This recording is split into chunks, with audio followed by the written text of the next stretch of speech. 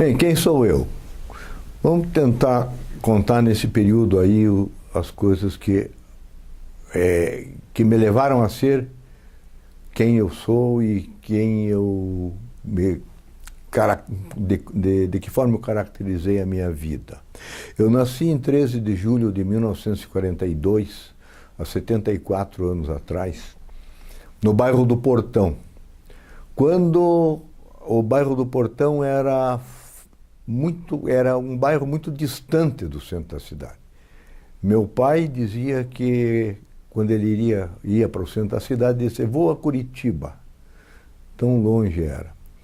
O ônibus, né, não existia e o bonde parava na igreja do Portão e eu morava além do final do ponto do ônibus, do bonde. E meu pai era farmacêutico, Afonso Araújo, da família Araújo de Palmas, era uma família tradicional de Palmas. E meu pai era farmacêutico prático em Palmas e aos 32, 33 anos de idade se transferiu para Curitiba e com a família. Ele já tinha 2 filhos e veio com minha mãe para Curitiba, onde ele montou a farmácia Araújo, lá no bairro do Portão. E foi nessa casa que eu nasci.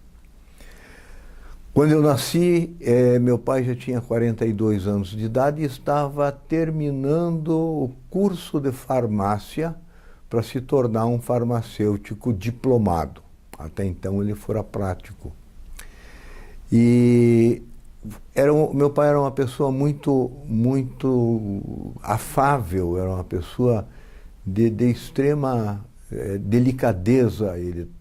Ele tinha farmácia lá no Portão, ele tratava aquele pessoal que morava no bairro com uma delicadeza muito grande.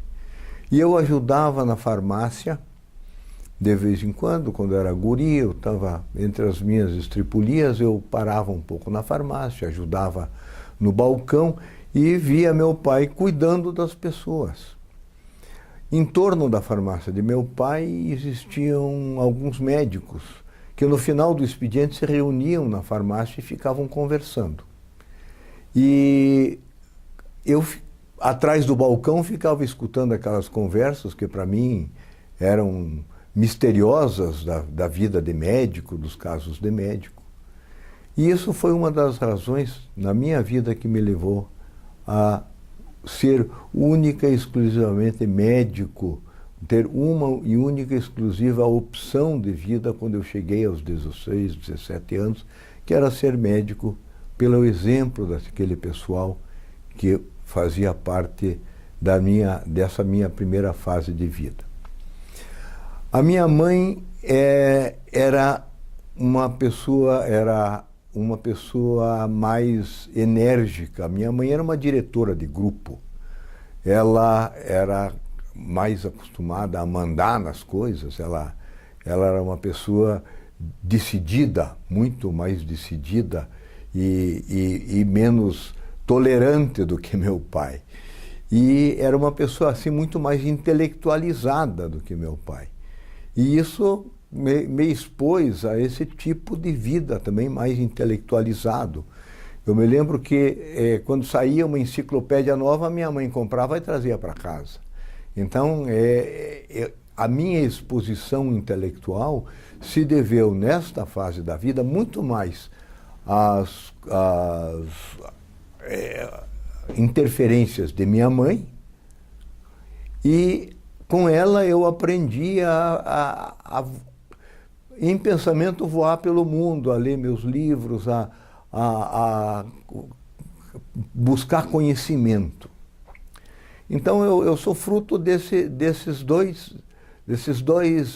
tipos completamente diferentes de pessoas. Meu pai e minha mãe eram completamente diferentes, mas se completavam, e eu fui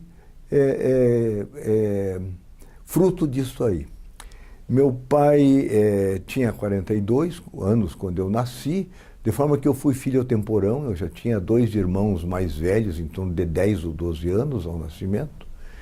E algum tempo, quando eu tinha em torno de 8, 10 anos de idade, eles casaram e eu fiquei virei filho único de novo dentro de casa.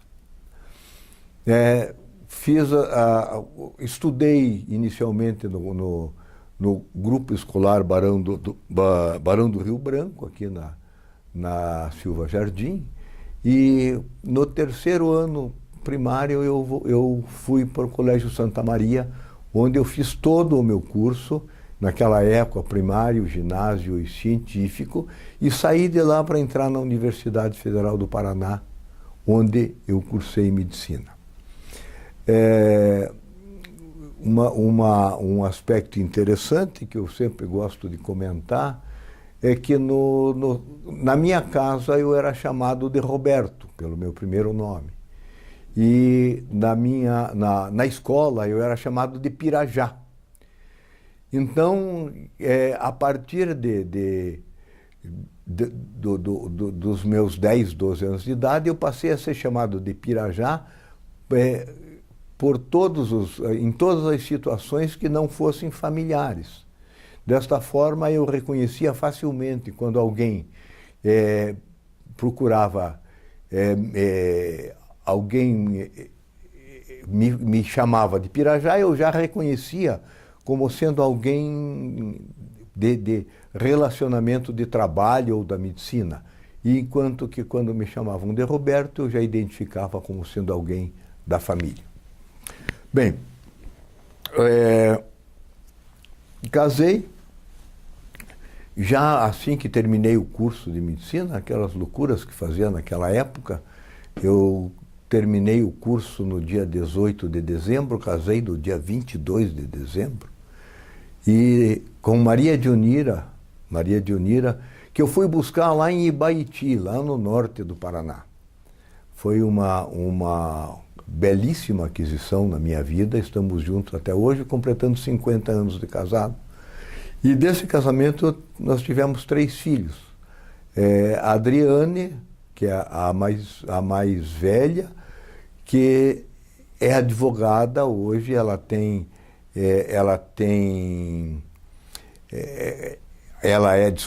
é procuradora do trabalho, e ela hoje mora em São Paulo, tem 2 filhos, o filho mais velho dela, hoje aos 21 anos, cursa faculdade de medicina na Santa Casa de São Paulo. E tem uma filha menor, a Helena, que hoje tem 14 anos e que está ainda no curso secundário. Temos o nosso segundo filho, César Augusto, é engenheiro eletrônico, hoje mora nos Estados Unidos, em Dallas, e tem 2 filhos, o Leonardo, que tem 10 anos, e o Rafael, que tem 5 anos de idade. E, finalmente, o Luiz Roberto, o mais novo, é cirurgião plástico, seguiu a carreira do pai de medicina, só que virou cirurgião plástico, é um artista, e o Luiz tem casado com a Lívia, ele tem 2 filhas, a Clara e a Alice. A Clara com 10 anos e a Alice com 8 anos. Então, esse é um resumo assim, da família que nós construímos. É uma família que, apesar de morarmos separados, nós somos muito unidos em torno de cada um de seus membros. Quer dizer, todos estão muito a par do que acontece com cada um e sempre se preocupando e sempre se orgulhando dos feitos de cada um dos seus membros. A minha infância eu passei lá no Portão, no bairro do Portão, num período em que a República Argentina era uma rua de barro, ainda não tinha nenhum tipo de calçamento. Depois eu vi também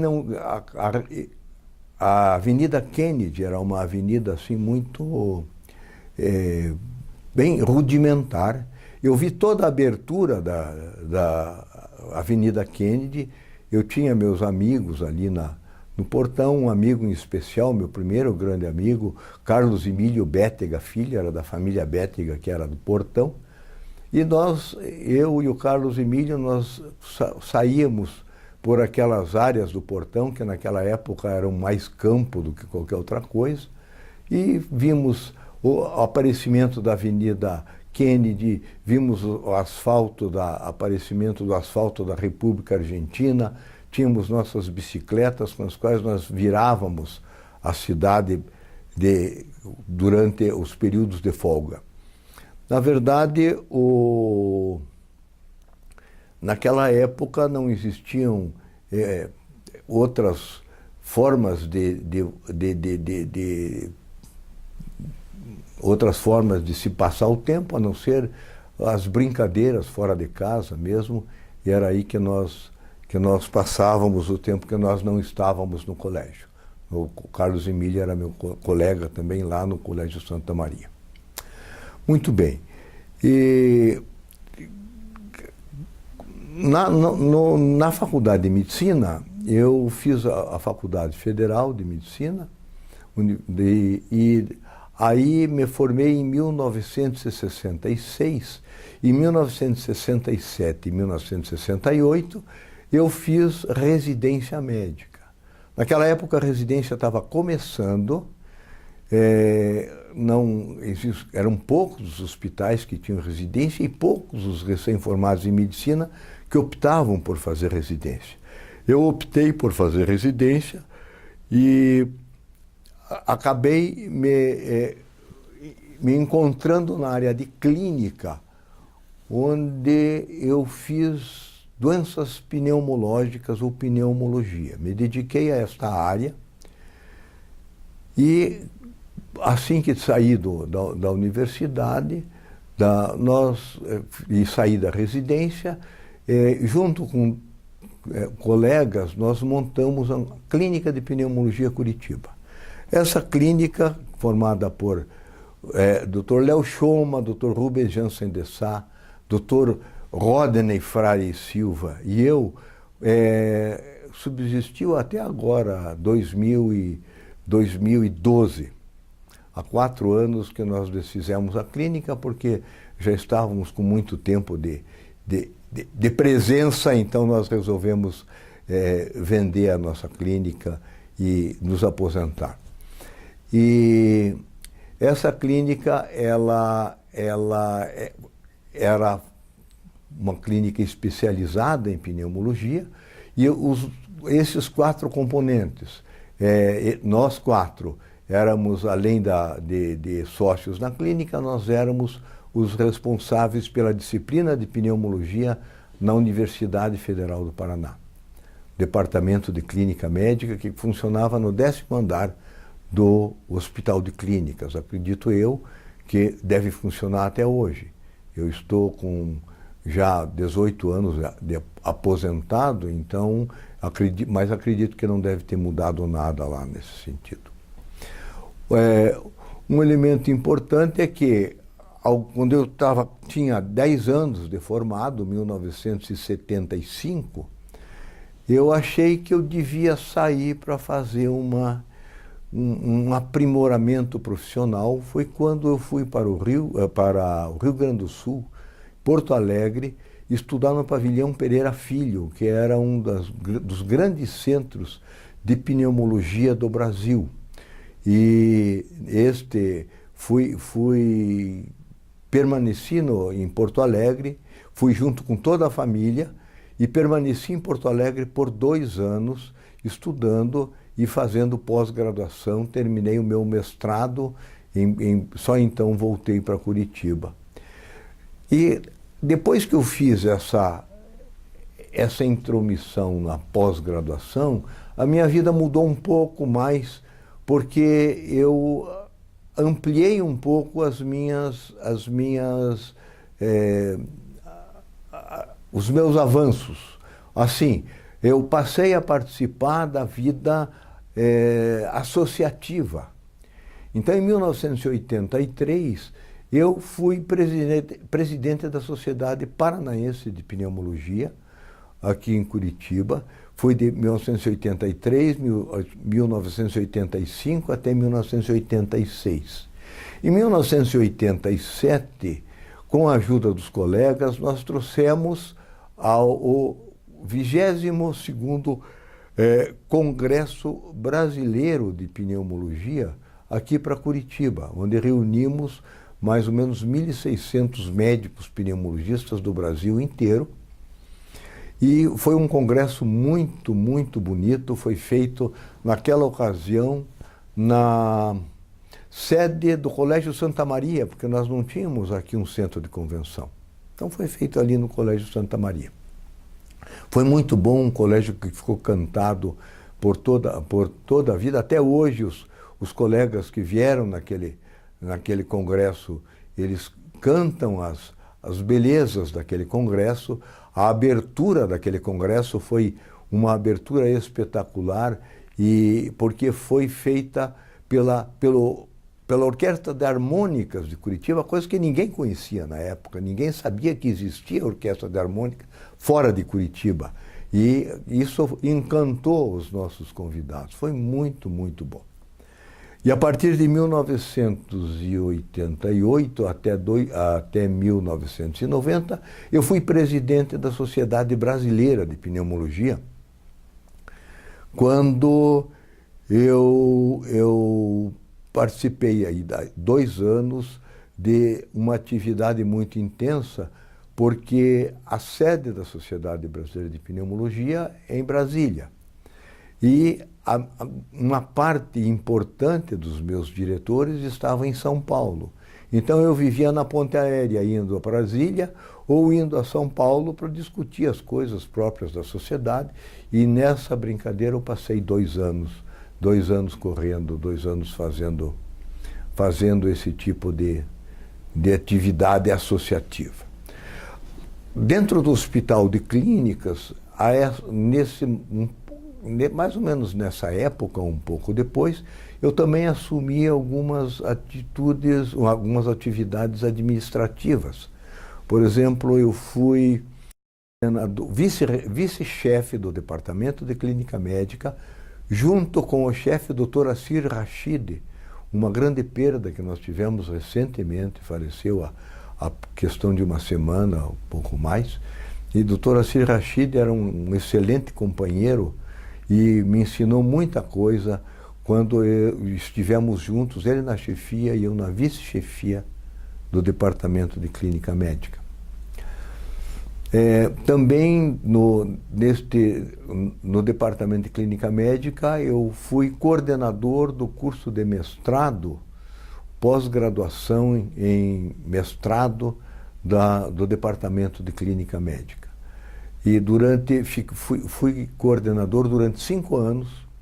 Nesses 5 anos nós tivemos um número muito grande de defesas, de titulações, e foi um período muito fértil no mestrado de Medicina Interna da universidade. Foi um período muito bom. Da universidade foi um período muito bom da minha vida. Muito, muito proveitoso, muito tranquilo. Muito bem. A partir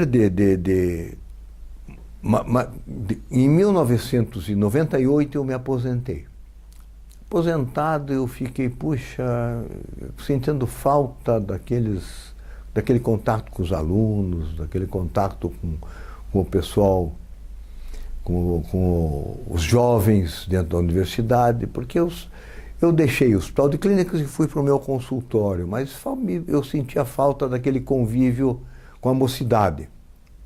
Eu disse, o que será que eu vou fazer? Eu preciso fazer alguma coisa, eu preciso voltar a ter esse tipo de contato, mas não estava com vontade de voltar para o Hospital de Clínicas, que era uma atividade assim muito pesada. Eu queria uma coisa mais leve.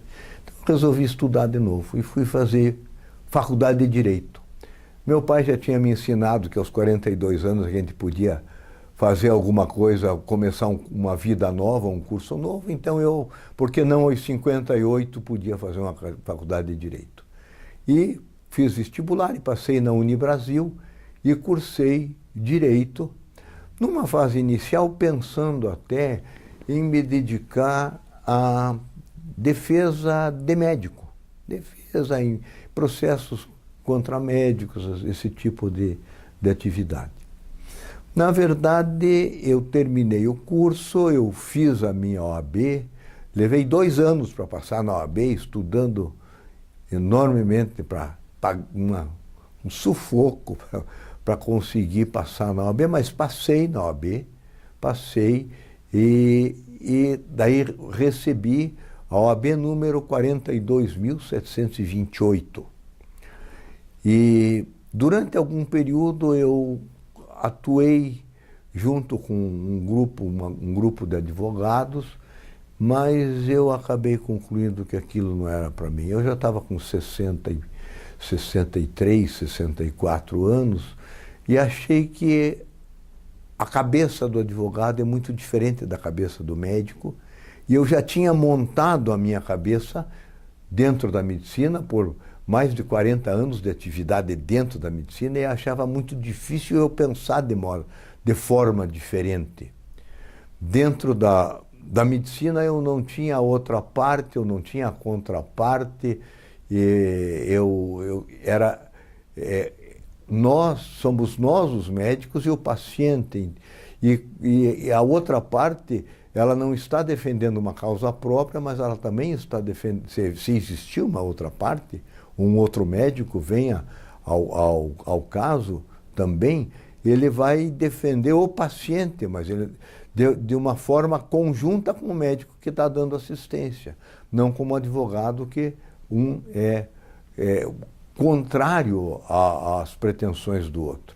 Então esse tipo de atividade não conseguiu me entusiasmar. E assim sendo, fiquei como associado à OAB durante uns 4 anos, 5 anos, e finalmente acabei devolvendo minha carteira para a OAB com os agradecimentos da casa. Já tinha experimentado e tinha achado que não era aquilo que eu iria gostar de fazer. Bem, nesse período de medicina, ou mesmo no período do direito, eu frequentava congressos, muito frequentemente da medicina. Eu frequentei congressos por ter sido presidente da Sociedade Brasileira, viajei esse Brasil inteiro fundando sociedades locais de pneumologia no Nordeste, no Brasil Central. Foi um período da minha vida assim bastante agitado. Conheci muito desse Brasil a partir deste tipo de atividade societárias. A atividade associativa. Foi muito bom para mim isso aí. Muito bem, e em paralelo, coisas que me chamavam a atenção. Eu gosto muito de viajar. Isso em parte porque a gente gosta especificamente de viajar, e em segundo lugar porque meus filhos também viajaram, meus filhos moraram no exterior, então isso me criava uma série de facilidades, e de repente eu saía daqui, ia para a Alemanha com alguém falando alemão, e isso me ajudava muito. Hoje tenho um filho que mora nos Estados Unidos, então frequentemente eu vou aos Estados Unidos para rever os netos e ver como é que estão as coisas por lá.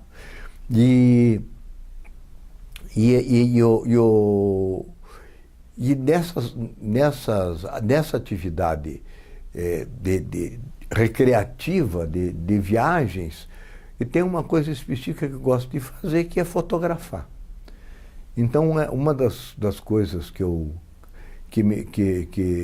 tomaram conta de minha vida no paralelo foi a fotografia. Não como fotógrafo profissional, de jeito nenhum, mas como fotógrafo para o meu próprio deleite. A melhor invenção do mundo para mim foi a máquina, essas máquinas novas que tiram milhares de fotografias e não precisa mais de filme. Mas desde o tempo de filme, uma viagem que eu fazia, batia 4, 5, 6, 10 filmes para trazer. Com essas máquinas digitais, você coloca-se ali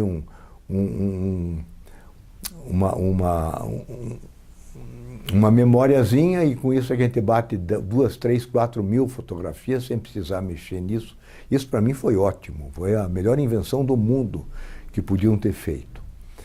E gosto muito de fotografia, sempre que viajo bato muita fotografia, em casa eu fico, quando eu chego de viagem eu vou olhar minhas fotos, as fotos que eu vejo, vou fazer uma seleção e às vezes em 2.000, 3.000 fotografias que eu bato eu consigo assim selecionar e retirar daquele grupo umas 2 ou 3, porque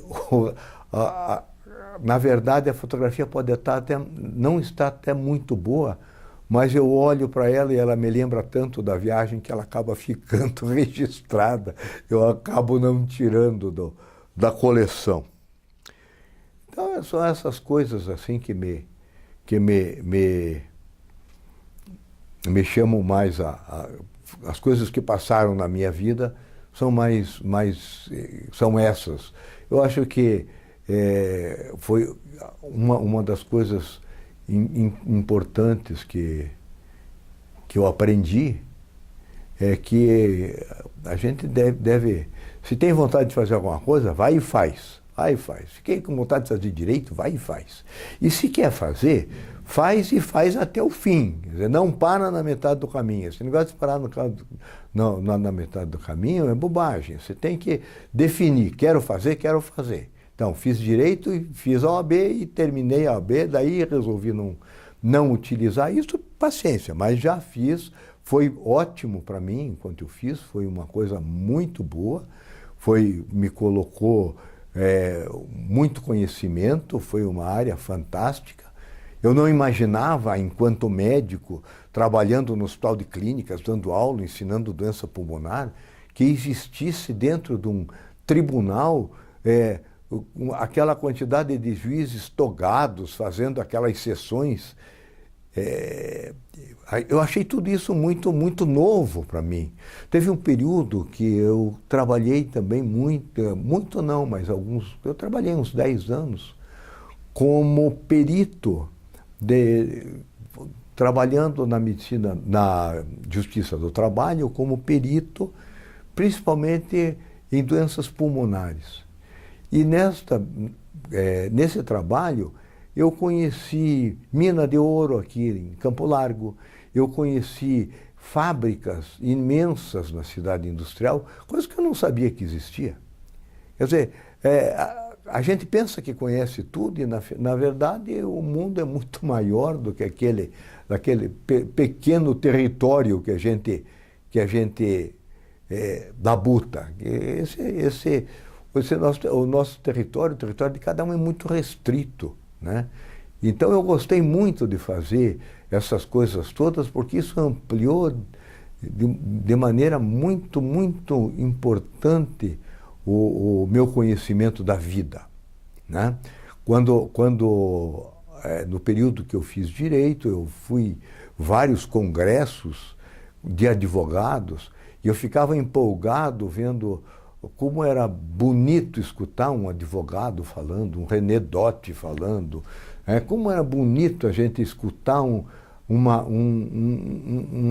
pessoa desse nível contando as coisas, o que fez, o que não fez e como se conduzia em determinadas situações. Eu achava isso lindo, lindo, lindo, lindo. Continuo achando, né? Não sei se... E nunca, com relação à política, nunca fui político, sempre mantenho minhas ideias, não sou um abstêmio na política, né? Tenho minhas ideias, defendo as minhas ideias, mas nunca tive nenhum cargo, nada que nunca me interessou essa área. Hoje, nossos netos estão grandes, nossos filhos estão todos muito bem colocados, felizmente todos eles se saíram muito bem, todos eles trabalham em áreas que eles escolheram, e isso é muito gratificante quando você chega nessa fase da vida, você vê todos os filhos encaminhados, com os netos encaminhados, e todos alegres, felizes, satisfeitos com a vida que estão levando, e principalmente por terem conquistado isso pelo seu próprio valor. Isso é muito, muito gratificante para um pai e para uma mãe, como é o nosso caso. Moramos em Curitiba ainda, nunca saímos de Curitiba a não ser para ir para Porto Alegre, e sou um curitibano de nascimento e um curitibano de alma. Estou acostumado com o frio, com a nuvem, com a chuva, e acho que isso aqui é tudo muito bom. Bem, e voltando à vida profissional, à vida médica, recentemente, agora este ano, eu estou completando 50 anos de formado. E depois de 50 anos, algumas coisas muito gratificantes têm acontecido. Uma delas foi o convite da Academia Paranense de Medicina para que eu entrasse como membro honorário. Isto me dá muita satisfação, porque é um grupo realmente selecionado de profissionais que citaram meu nome, que elegeram meu nome, e eu fiquei muito feliz em participar da academia. Meu padrinho foi o Dr. Bruno Grilo, que é uma pessoa que eu admiro muito, colega obstetra, ginecologista, e também ex-professor da Universidade Federal do Paraná, e que tem uma grande produção científica dentro da medicina. Também pelos 50 anos de formado, nós fizemos agora recentemente, no mês de setembro, uma reunião da nossa turma de 1966. Nós tivemos aqui 66 colegas que vieram do Brasil inteiro, reuniram-se aqui em Curitiba, e nós tivemos a oportunidade de reencontrá-los, todos já mais velhos, carecas, alguns mais barrigudos. Pouquíssimos não mudaram coisa nenhuma, mas também houve situações de colegas que estão exatamente iguais como nós nos lembrávamos deles no final do curso. E também por conta dos 50 anos, tivemos uma homenagem no Conselho Regional de Medicina, quando foi feita uma homenagem a médicos com 50 anos de formado, que não tiveram nenhum processo médico profissional, e eu estava incluído, felizmente, dentro desse grupo, coisa que me deixou assim muito feliz. Um elemento importante em minha vida foi a participação dentro da guerra contra o fumo. Como médico pneumologista, sempre conhecedor das grandes alterações que o fumo traz à saúde das pessoas, desde cedo nós nos colocamos como defensores do não tabagismo. E participamos da Comissão Paranaense de Combate ao Fumo, onde dois grandes colegas nossos participavam de forma mais efetiva e foram aqueles que nos levaram com mais entusiasmo para essa briga, que foram o Dr. James Lotnick, que é otorrinolaringologista, e o Dr. Jonas Reichert. O Dr. Jonas, ambos, tanto o Jaime como o Jonas, até hoje lutam pela cessação da venda e propaganda, e fazem parte de cursos para deixar o tabaco. E são pessoas assim a quem eu devo parte de minha participação nesta área da medicina, que foi o combate ao fumo. Como curiosidade, o Dia Nacional de combate ao fumo, dia 30 de agosto, a primeira vez que houve este Dia Nacional no Brasil foi em Curitiba. Foi lançado em Curitiba a campanha nacional contra o fumo. E naquela ocasião, eu me lembro, minha filha tinha 12 anos, 13 anos, e ela foi uma das que foi para a rua para trocar a carteira de cigarro por uma flor. Me lembro até hoje disso aí, foi a primeira vez que isso aconteceu. Hoje essa data está institucionalizada dentro das datas importantes no calendário brasileiro. E eu gostaria de terminar falando alguma coisa sobre minha família novamente. E inicialmente minha esposa Maria Dionira, minha companheira de todos esses anos, corresponsável por tudo isso que nós conseguimos fazer, que teve uma paciência imensa comigo nesses períodos todos que eu me dediquei a fazer as minhas atividades extracurriculares e nunca levantou uma objeção a todas essas minhas ideias. Essas coisas só foram possíveis porque ela me permitiu que isso fosse feito.